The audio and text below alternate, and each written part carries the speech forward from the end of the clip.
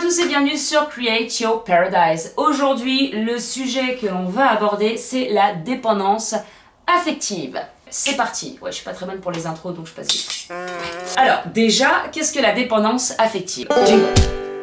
La dépendance affective, c'est une dépendance, comme c'est dit dans une dépendance qui se crée vis-à-vis d'autrui. Cette dépendance se crée dans un but toujours positif pour soi, bien entendu, pour combler des besoins. Et le plus gros besoin du dépendant affectif est celui d'être le meilleur.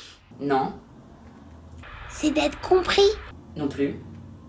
Aimer. Le plus gros besoin du dépendant affectif, c'est celui d'être aimé. Car l'amour et l'estime qu'elle se portera à elle-même, eh bien, dépendra des regards extérieurs ainsi que des facteurs extérieurs puisqu'elle ne sait pas elle-même juger de sa propre valeur. Du coup, souvent, ça va rendre ces personnes manipulables parce qu'elles vont chercher à combler leurs besoins à travers les autres. Elles vont avoir tendance à s'oublier, à oublier leurs propres désirs, leurs propres besoins pour combler ceux des autres, pour avoir en échange et en retour, eh bien, de la reconnaissance, de l'attention, de l'affection et de l'amour. Parce qu'on a tous besoin d'amour, même toi. Comment devient-on dépendant affectif? Eh bien, je vous le demande, À mon avis, c'est pas ça. Ça prend tout d'abord sa source dans l'amour de soi. Et oui, l'amour de soi étant quand même un petit peu la base de tout. Donc on va retrouver beaucoup de dépendants affectifs chez des gens qui ne s'aiment pas. Et c'est d'ailleurs pour ça que beaucoup de relations sont vouées à l'échec, puisque les gens ne s'aiment pas réellement, mais ils vont chercher chez leur partenaire ce qu'ils n'arrivent pas à combler eux-mêmes. Donc c'est de l'amour aussi, ce qu'on appelle à condition. Moi je ne m'aime pas assez, donc si toi tu peux combler ça chez moi, ça serait cool. Moi si tu veux, je comble ça chez toi, comme ça, mais dès que ça couille, pardon, j'ai un gros mot. La dépendance affective va également prendre racine dans l'enfance. Et même avant l'enfance, même lorsque nous étions qu'un embryon, qu'un fœtus, eh bien on va déjà commencer à collecter plein d'informations et à former des croyances dans notre conscience. L'enfant qui n'est pas désiré, en manque de reconnaissance, en manque d'amour, qui a vécu avec un parent froid ou distant, qui a appris très vite à se débrouiller seul, va ressentir un sentiment de rejet ou d'abandon et donc va mettre en place des stratégies pour ne pas avoir revivre ces émotions-là. Donc quelles sont les conséquences de la dépendance affective à l'âge adulte? Jingle. Eh bien, à l'âge adulte, ces personnes vont manquer cruellement de confiance en elles. Elles vont souffrir d'un manque d'inachevé, d'un trou dans leur structure psychique. Elles vont tout le temps être en demande d'attention. Et la personne pensera alors que c'est son partenaire amoureux qui détient la clé de son bonheur. Grossière erreur. Une relation ne viendra jamais combler le manque ressenti. Le manque ne pouvant être comblé par qu'une seule et unique personne. Toi-même. Ou moi-même pour moi. Ou elle-même pour elle. Voilà. Pas moi pour vous, ni toi pour moi, ni... Le dépendant affectif va jusqu'à changer son comportement pour plaire à autrui. Il va rentrer dans un personnage aimé par tout le monde, passer ses envies après ceux des autres pour être aimé et accepté, et de ce fait s'éloigner de plus en plus de lui-même et se perdre. Voilà. Combien on est à s'être perdu comme ça? Combien? Bien entendu, est-ce utile de le dire, en reliant votre bien-être et votre bonheur dans les mains des autres ou dans les mains d'une autre personne, eh bien vous lui donnez le pouvoir sur vous. Tiens, je te donne mon pouvoir puisque tu fais mon bonheur ou mon malheur. Tiens, je ne suis plus rien. Je t'aime. Je t'aime plus. Je t'aime. Je t'aime plus. Je t'aime. Je t'aime plus. Quel est con. Non. On reprend son pouvoir. On est ici pour reprendre son pouvoir, s'aimer, se respecter, être en paix et être bien. Alors je vais vous donner maintenant les symptômes de la dépendance affective. Peut-être vous reconnaîtrez-vous dans certains points, peut-être tous les points. Et dans ce cas-là, si vous reconnaissez dans tous les points, s'il vous plaît, commencez un petit travail sur vous parce que vous serez quand même vachement plus en paix. Parce que ça fait souffrir la dépendance affective, mine de rien. En tout cas, je vous fais la petite liste. Il y en a sûrement d'autres, mais moi c'est ceux que j'ai récupérés. Et puis c'est comme ça. Et puis de toute façon, j'aurais jamais terminé mes phrases. Déjà, c'est quelqu'un qui va avoir beaucoup de peur et beaucoup d'angoisse. Une des plus grandes peurs, bien entendu, ça va être d'être abandonné, d'être rejeté, de ne pas être aimé. Il va également avoir peur de la solitude, puisqu'il ne peut pas être heureux seul. Vu qu'il n'arrive pas à combler ses besoins, à s'apporter de l'amour, et bien dès qu'il est tout seul, sans les autres, il se sent un petit peu démuni. Et notons tout de même que lorsque nous n'arrivons pas à être heureux seul, il est très difficile d'être heureux en couple et de construire une bonne relation. Il a peur de ne pas être à la hauteur, de déplaire, de décevoir l'autre. Et le risque ici, comme je l'ai dit un petit peu plus haut, c'est d'oublier son identité pour essayer de convenir à ce que l'autre attend de nous.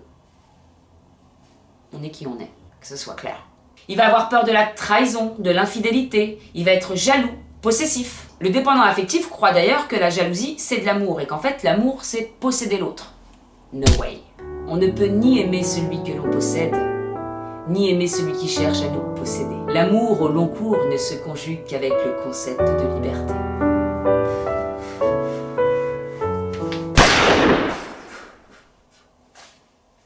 Le dépendant affectif va avoir ce perpétuel besoin d'être rassuré. Il n'est jamais comblé, il n'est jamais satisfait, ce n'est jamais suffisant. Et le partenaire commence à se rendre compte qu'il n'aura jamais le pouvoir de rassurer cette personne puisqu'il en demandera toujours, encore et toujours, un petit peu plus. Et oui, le trou ne se comble pas avec, encore une fois, ce que les autres nous donnent, mais avec ce que l'on s'apporte à soi-même. Le dépendant affectif s'emballe très vite. Il vit l'amour fou et se projette très vite, sans donner le temps nécessaire pour construire la relation. Il va confondre amour et passion. Il aime l'autre démesurément jusqu'à ce que plus rien ne compte autour de lui. Il va se surpasser, il va s'obliger à faire certaines choses pour que l'autre l'aime toujours plus. Jusqu'à abandonner ses propres projets, ses amis, sa famille, il va s'enfermer dans une bulle avec cette personne. Sauf que trop aimer, ce n'est pas de l'amour, c'est de l'attachement. La personne qui aime trop de manière conditionnelle, en réalité, elle a énormément d'attentes inconscientes. Elle attend d'être comblée par l'autre, vu qu'elle ne se comble pas elle-même. Et enfin, étant donné que le dépendant affectif est prêt à tout pour satisfaire l'autre et pour avoir toujours un petit peu plus d'amour, eh bien il va aller jusqu'à accepter l'inacceptable.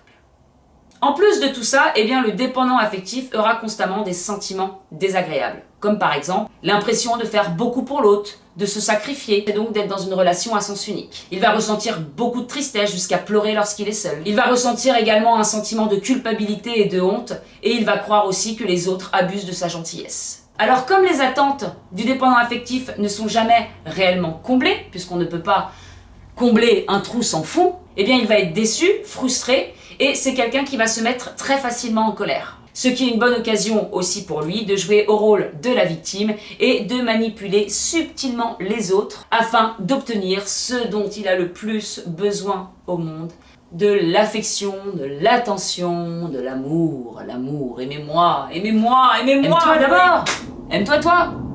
Ça tonne de fou. Ouais, peu importe, c'est fou. C'est d'ailleurs pour ça que le dépendant affectif va souvent attirer soit des pervers narcissiques ou soit des personnes qui sont distantes ou indisponibles et qui ne sont pas prêtes à s'engager.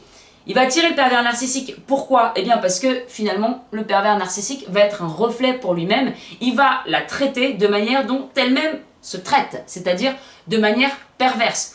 Donc c'est également pour que le dépendant affectif puisse s'apercevoir de cela. Mais bon, après, j'ai quand même un doute, parce que quand on n'est pas dans une démarche de travail sur soi, etc., je suis pas sûre qu'on capte ce genre de choses. Je pense qu'on se dit plutôt pourquoi. Pourquoi j'attire toujours les mêmes mecs? Moi j'ai quand même pas de chance. Non, déjà pose des questions, parce que moi, bon, bref. C'est quand même pas de ma faute. Voilà, après moi j'ai dit...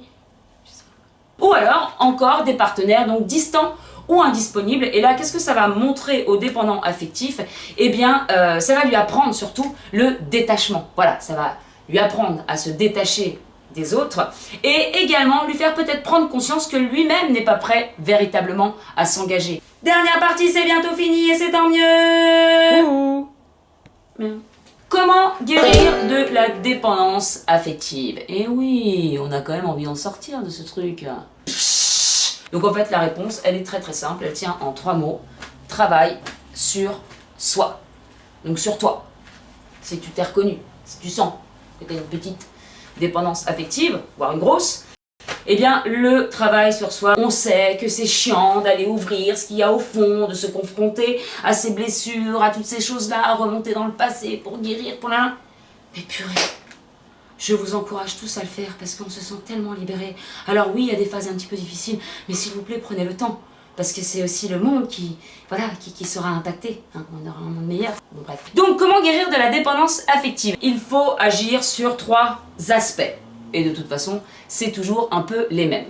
Les croyances, les émotions et les comportements. Hein. Ces 3 aspects font partie d'un tout interdépendant. Donc déjà, on va travailler sur les croyances. Les croyances, c'est ma façon de penser. Et dans le cadre du DA, eh bien, il ne se sent pas digne d'être aimé, il pense qu'il n'a pas de valeur, il se sent coupable, etc. Donc c'est toutes ces croyances qu'il va falloir changer. Ensuite, il va y avoir les émotions. Ici, dans le cadre du DA, ça va être de la peur, de la tristesse, mais également de la colère, liée à la peur, à sa plus grande peur, celle d'être rejeté, abandonné et donc de ne pas être aimé. Et enfin, les comportements. Ici, comme le dépendant affectif ne va pas savoir combler ses propres besoins et ses propres désirs, eh bien, il ne va pas savoir s'affirmer véritablement. Il va donc confondre affirmation de soi et agressivité et va utiliser la fuite et la manipulation, tout simplement, parce qu'il n'a pas appris à faire autrement. Les croyances du dépendant affectif vont donc générer des émotions qui vont générer des comportements et c'est sur ce tout qu'il va falloir travailler. Au niveau des croyances, le dépendant affectif devra changer ses croyances vis-à-vis de lui-même, ses croyances limitantes qu'il a, et reprogrammer son cerveau afin de penser autrement. Au niveau des émotions, il aura besoin de se libérer de la peur de l'abandon, de la peur du rejet, et se libérer également de cette tristesse en comblant véritablement, et ce par lui-même, son manque affectif. Enfin, il devra changer son comportement en apprenant à s'affirmer véritablement, c'est-à-dire sans agressivité, mais en apprenant à s'aimer et à se respecter. N'oublions pas que les autres nous donnent l'amour et le respect que nous nous accordons à nous-mêmes. C'est pour ça que c'est quand même bien de s'aimer et de se respecter, parce que je peux vous dire que le monde il change autour de nous. Quand on sait ça, on a envie de... Voilà mes amis, c'était la vidéo sur la dépendance affective. Je suis pas très conclusion, mais j'ai quand même essayé d'en faire une. Sachez que lorsque vous aurez guéri cette partie de vous qui vous fait terriblement souffrir, quand je dis vous, c'est moi aussi, hein, je veux dire, je suis passée par là, j'y passe toujours un petit peu, mais j'ai compris beaucoup de choses et j'ai beaucoup guéri de choses, etc. Et je peux vous dire que ça fait du bien. Et en tout cas, ça permet de mettre à disposition beaucoup d'énergie, hein, parce que déjà, quand on s'est débarrassé de la dépendance affective, je peux vous dire que une fois que le trou on l'a bien comblé, ça nous laisse beaucoup plus de place pour des choses un peu plus sympas et good vibes. Et ça nous met donc à disposition de l'énergie, de la créativité, de l'enthousiasme, de la joie. Pourquoi? Eh bien pour créer son paradis. Create your paradise. Pas mal, hein, la conclusion. Voilà, donc, si vous avez aimé la vidéo, n'oubliez pas de mettre un petit pouce. Ça fait toujours plaisir de faire un petit partage, surtout si ça peut aider d'autres personnes, de mettre un petit comment, un petit coucou, moi je vous mets un like dessus, je suis contente, et surtout de vous abonner à ma chaîne YouTube, je sais pas où c'est. Vous pouvez également me suivre sur Instagram, et n'hésitez pas également à aller faire un tour sur mon site web qui est tout beau, tout neuf, parce que j'ai tout perdu, mais quelque part c'est tant mieux, hein, la confiance en l'univers, les choses doivent se faire. Il y a de l'humour, des articles, des vidéos, de la musique, et également une boutique. Voilà, je vous fais de très gros bisous mes amis, et je vous dis à très bientôt sur Create Your Paradise. Putain, il est dans la tapisserie, il est dans la tapisserie.